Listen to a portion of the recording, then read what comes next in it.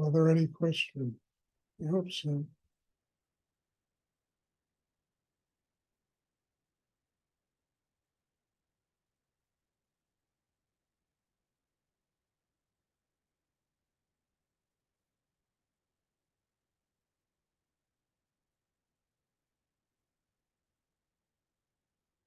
Many times when people talk about spiritual practice and they talk about there not being rewards and everybody, you have to surrender everything. Well, it's basically true. I mean, there are rewards, but there aren't rewards. The rewards of doing this inner work are like steps on a ladder that get you closer to a state of spiritual enlightenment.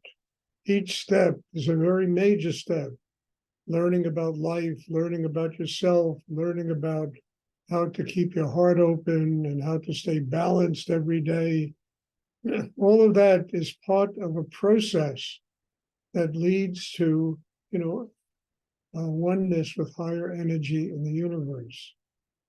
And the rewards are magnificent. I mean, they provide so much for us in life.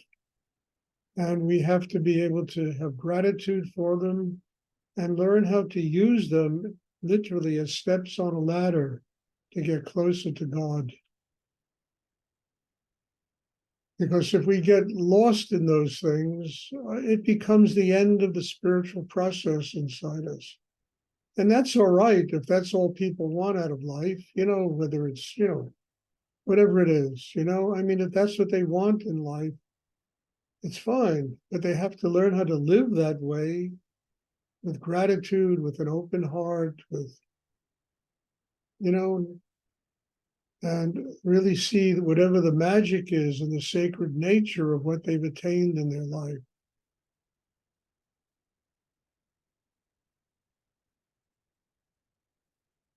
Does anyone have a question they would like to?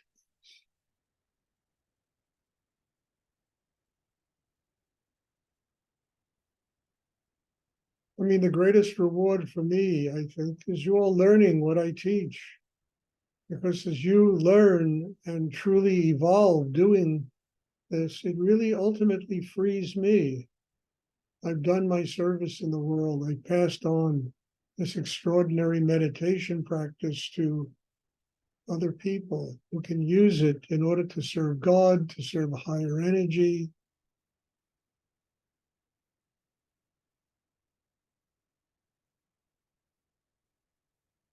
Does anyone have a question? I could ask a question. This is Paul. Okay, regarding the other day, you were talking about us being nothing. And so our personality is kind of we have a false sense of self. So the question then would be about karma. Karma then also would be something that's not personal, really. And even the karma that's passed down through families and through the society and so on, all of that is also not personal. Would you agree with that?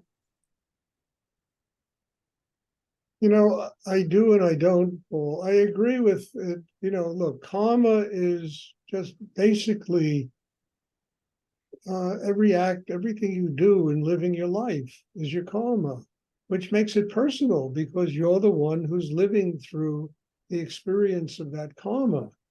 At the same time, karma has, when used in a profound way, it teaches us that, just as I said, no step on the ladder is the end of the process, and that we have to learn to surrender, to let go, to find that deeper sense of nothingness in ourselves that makes it possible for the soul to move on to a higher dimension.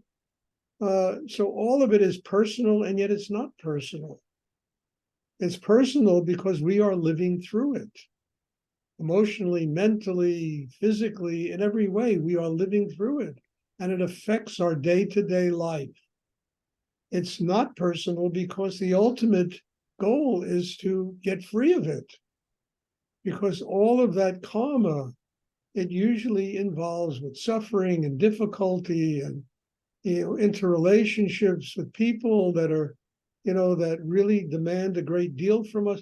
It's all part of the education of the soul living here, coming to this place in order to exist, to learn how to get free of karma by transforming all of karma into a state of nothingness. Ultimately, it's all transformed into that. Everybody, we're born, we live, we die.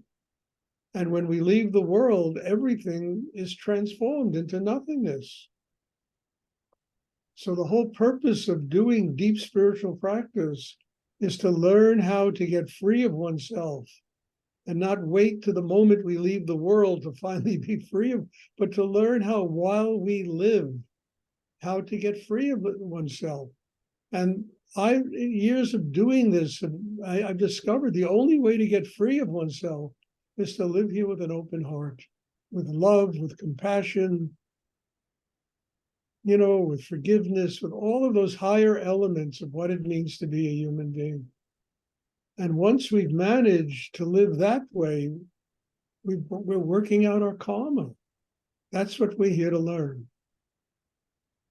And that's also kind of a personal thing, because the joy, the love makes one's personal life better. We're not walking around, mentally crippling, emotionally crippling ourselves. We're living with love. We're living with joy. So it's personal because it makes life better for every human being. And it's impersonal because it frees us of having to constantly being reincarnated on this planet in order to learn how to get free of suffering and how to become a happy human being. So it's not one or the other. That's interesting about what I teach. It's never one or the other. It's always this and that, and that, and that. And that it all works together, and we develop a chakra system that's strong enough to allow it to work together.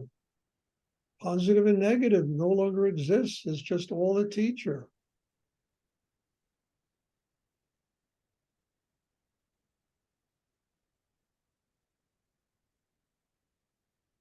And yet, frankly, look, I, I've been kind of living this way for a long time. I don't understand it. I really don't. I make no pretense at understanding the way God works in this world.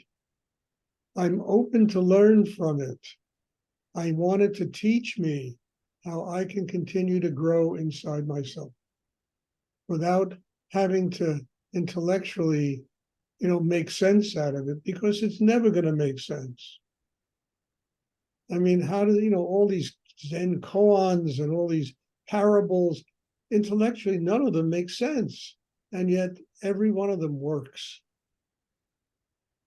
if we simply allow ourselves to surrender inside and to allow these things to become living realities instead of things that we understand in our head.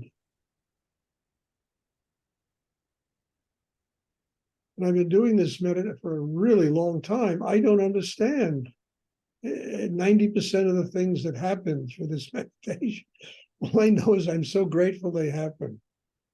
And they've enabled my life to be lived on a much higher level with more joy, more love, more fun, more humanity, and more of a willingness to every day serve a higher force of energy in the universe.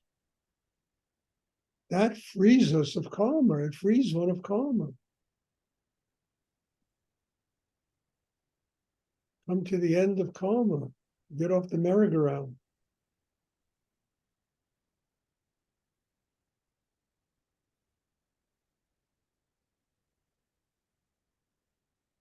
And the soul evolves. The evolution of soul doesn't stop on this level. It continues to evolve through the cosmos into higher planes of consciousness, where it has more to learn and more to grow with. And the experiences obviously are going to be very different. I mean, it's not going to be like born into this plane of consciousness. It'll be a whole different experience.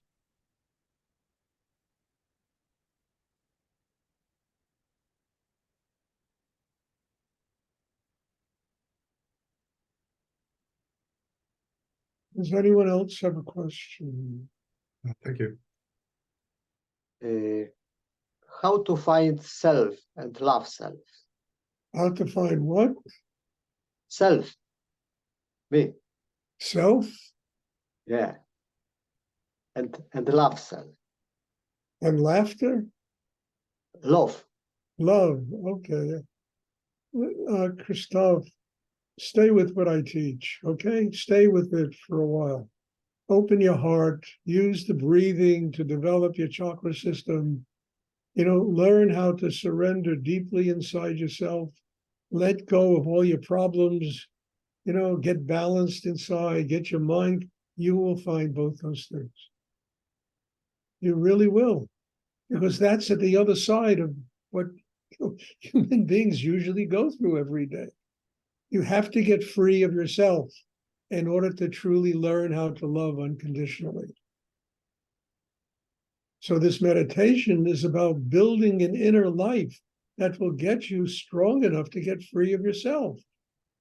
Because I say it a billion times, the only person who keeps any of us from being spiritually enlightened is ourselves. And this work is about learning to master the chaos in oneself, learning to get free of oneself, learning to build a chakra system that is strong enough to do what I'm talking about. And ultimately, that allows you to arrive a place where there's love, there's joy, there's happiness. You're no longer fighting all these mental and emotional and sexual battles in yourself. Which doesn't mean you can't use your mind, and the highest emotion is love, happiness. Those are the highest emotions.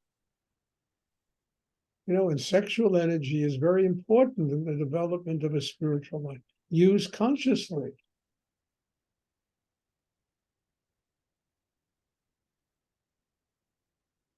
So get free of Christoph, and you will have all the joy, all the love that any human being can have in this lifetime. I mean that.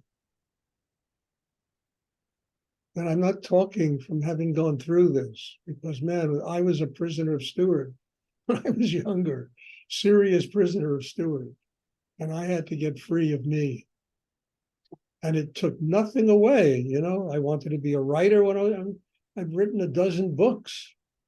I wanted to do this, that, business, learning, money, family, friendships, relationships. All of that has come. At the same time, I have slowly, gradually learned how to get free of the one person who kept me from being with God, myself.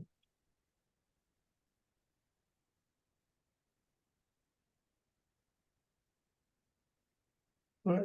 You're shaking your head. I think it's clear. Thank you.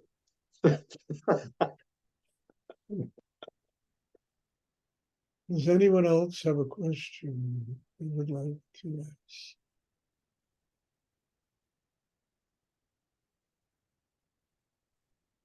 Okay, well, again, God bless you all. Thank you. As I always tell you, you all are my teacher. I come here to learn, and I'm learning enormously about how to grow spiritually, and I have nothing but gratitude for these classes and for everyone who attends them. So thank you, and God bless you all. And I hope you have a wonderful day today, and I'm looking forward to seeing everyone on Tuesday. Thank you. Thank you so much. God bless you too. Thank you. Thank you, Stuart. You're welcome. Thank you.